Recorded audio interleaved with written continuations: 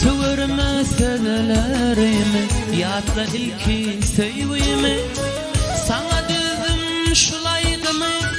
Düşün şuna aynam, düşün şuna aynam. Sana düzüm şulaydı mı? Düşün şuna aynam, düşün şuna aynam. Yadımda sen yüzlerim, söyleyen söylerim. Yetevoyup gittin beni aynam. Yadımda sen yüzlerim, söyleyen söylerim. Yetevoyup gittin beni aynam.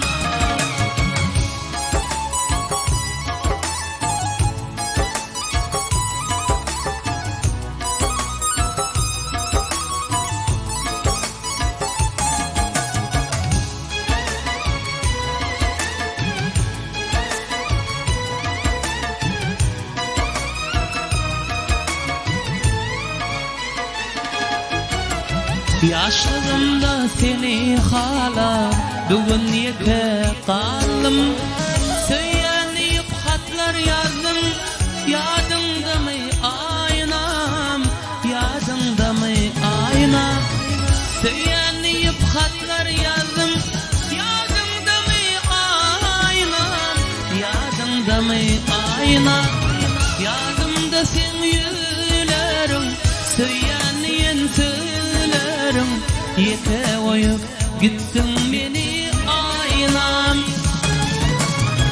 Yadımda sen yüzlerim, söyleyen söylerim. Yetevoyup gittin beni aynam.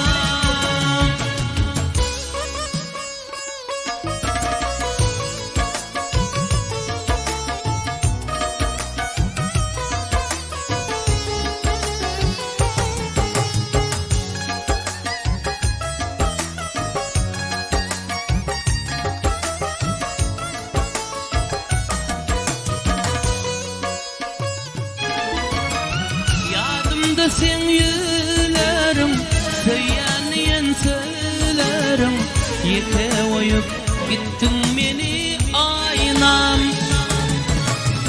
Yadımda sen yüzlerim, söyleyen söylerim. Yetevoyup gittin beni aynam. Yetevoyup gittin beni aynam.